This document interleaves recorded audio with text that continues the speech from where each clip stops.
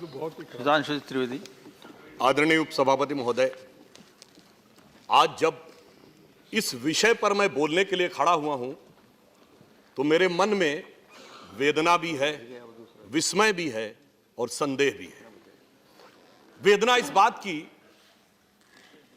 कि जैसा कि कल पिछले सदन में गृह मंत्री जी ने बताया कि 52 भारतीयों को अपने प्राण गंवाने पड़े, चाहे कोई उसमें से भस्म होकर राख हुए, चाहे कोई सुपुर्दे खाक हुए, मगर आज तक ये पता नहीं चला कि जिस आंदोलन के चलते ऐसे हालात हुए उसमें कौन सा लफ्ज, कौन सा हर्फ था जो किसी की नागरिकता लेने वाला था।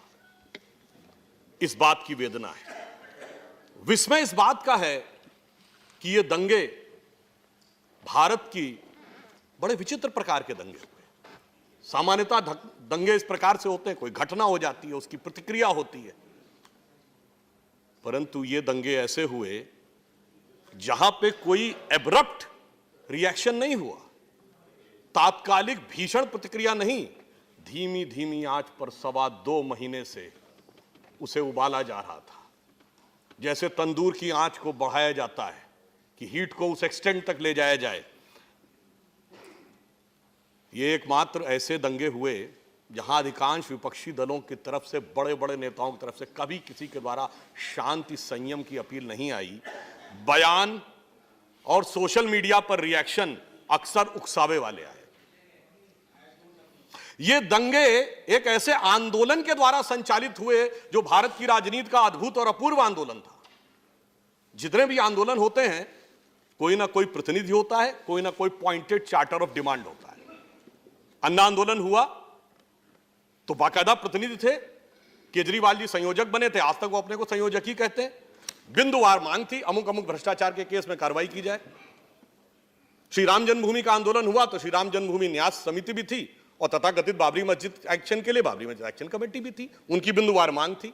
आपातकाल का आंदोलन जेपी जयप्रकाश जी संयोजक थे। अरे आजादी के जमाने में वेबल प्लान हुआ तो स्पेसिफिक मांग थी कि मुस्लिम लीग और उनसे अलग बात नहीं होगी।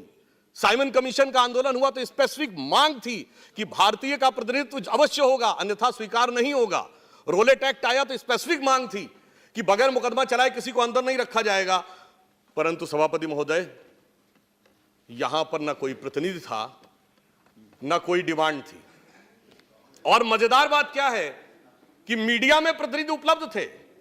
मैंने अनेक प्रतिनिधियों के साथ रेगुलर टीवी डिबेट की है और कोई आके उन्हें नहीं रोकता था कि ये मेरे प्रतिनिधि नहीं है।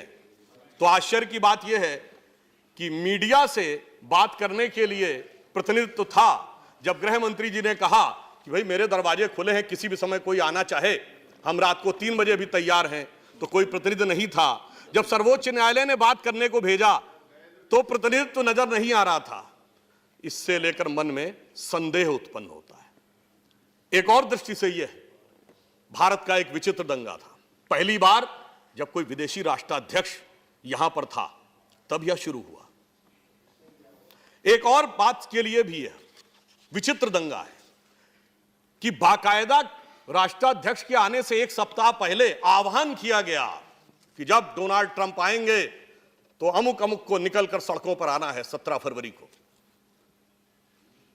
तो इससे मन में संदेह और गहरा हो जाता है। और इतना ही नहीं, इसकी शुरुआत कहां से हुई? अभी आदरणीय कपिल सिब्बल जी ने कहा वायरस यहां से शुरू हुआ, वहां गया। मैं तो कहता हूं वायरस तो बहुत बाहर से शुरू होकर आया। 14-15 दिसंबर को बाकायदा भारत के दूतावासों पर प्रदर्शन का आयोजन किया गया। आज तक हमने यह सुना था कि विदेशों में जाकर विदेश के दूतावासों पर प्रदर्शन होता है, यह भारत के दूतावासों पर प्रदर्शन ओवरसीज कांग्रेस के द्वारा, यह बात तो समझ से परे थी। खैर, किसी सांसद से मिले, उसका डिनायल कर दिया कि हमसे कोई मतलब नहीं था। परंतु सभापति महोदय, मुझे यह समझ में नहीं आता कि मैं यह तस्वीर देखता हूं लंदन में आदरणीय मनमोहन सिंह जी की तस्वीर लगा के, आदरणीय सोनिया जी की तस्वीर लगा के कुछ लोग प्रदर्शन कर रहे हैं और बाकायदा ऐसे लोग जिनके पदाधिकारियों के नाम उनकी वेबसाइट पर हैं, उनके बयान अवेलेबल हैं। अरे भाई, अपनी सरकार को सुनाने के लिए यहां बात कही जाती है, बाहर किसको सुनाने के लिए बात कही जाती है? विदेशी मीडिया में 4 बातें निकलती हैं, बड़ी प्रसन्नता होती है। विदेश का कोई संस्थान प्रश्न पूछ ले तो बड़ी प्रसन्नता होती है। और डोनाल्ड ट्रंप जी के दौरे के दौरान क्यों किया जा रहा था? ताकि विदेश में बात हो। अरे क्या आवश्यकता है आज विदेश को इतना सुनाने की? अब हम अलग लेवल पर आ गए हैं, कोई जरूरत नहीं हमें लंदन में सुनाने की। रही होगी कभी उनकी हुकूमत। सभापति जी, मैं कहना चाहता हूं, अपने वतन पर रही है हुकूमत सदियों तक गैरों की, लेकिन कुछ चेहरों पर अब तक धूल है उनके पैरों की। अब मैं ये कहना चाहता हूं, अगला प्रश्न यह किया जाता है कि जब यह हो रहा था तो गृहमंत्री जी कहां थे? कल गृहमंत्री जी ने उसका उत्तर दिया है। आप ये समझिए, जब अमेरिका का राष्ट्रपति भारत के दौरे पे हो, जिसका थ्रेट परसेप्शन वर्ल्ड में नंबर 1 रहता है, और खासकर तब जब बगदादी और सुलेमानी की घटना के बाद हो, तो थ्रेट परसेप्शन कितना हाई होगा। भारत की सुरक्षा एजेंसी और दिल्ली पुलिस को कितने प्रकार के राष्ट्रीय अंतर्राष्ट्रीय डायमेंशंस के बीच में गृह मंत्रालय को काम करना पड़ रहा होगा, समस्त संभावनाओं को देखकर काम करना पड़ रहा होगा। तो इसीलिए जो आप बात कहते हैं कि कोई घटना किस लिए हो रही है, 24 फरवरी, 25 फरवरी, 26 फरवरी, 27 फरवरी गृह मंत्री जी ने क्या किया, यह रिकॉर्ड पे अवेलेबल है। 24 फरवरी को, जी बिल्कुल बता रहा हूं, 24 फरवरी को शाम को 7 बजे राष्ट्रीय सुरक्षा सलाहकार और आईबी के निदेशक के साथ बैठक हो रही थी। सुनिए दिल्ली अपर आयुक्त के साथ बैठक हो रही थी। रात को 1 बजे तक इस विषय के ऊपर सजगता के साथ नजर रखने के लिए बैठक चल रही थी। 25 फरवरी को दिन की शुरुआत अधिकारियों के साथ समीक्षा बैठक से होती है। दोपहर 12 बजे नॉर्थ ब्लॉक में प्रमुख राजनीतिक दलों के अधिकारियों के साथ आते, इनके नाम पिछले सदन में भी बताए गए, वो सारे लोगों के साथ बैठ के बैठक होती है। 26 फरवरी को वरिष्ठ अधिकारियों के साथ और मंत्रिमंडल के लोगों को भी इस विषय में बताया जाता है। शाम के समय गृह सचिव, आईबी निदेशक, पुलिस आयुक्त के साथ वरिष्ठ अधिकारियों के साथ गृह मंत्री जी की बैठक होती है। 27 फरवरी को दिल्ली में व्याप्त स्थिति के बारे में गृह मंत्री अधिकारियों के साथ समीक्षा बैठक लेते हैं, गृह सचिव और आईबी के चीफ के साथ।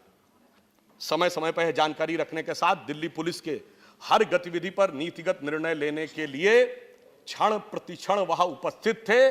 आपके इस प्रश्न को अर्पित गृह मंत्री के दिवस का क्षण क्षण समर्पित।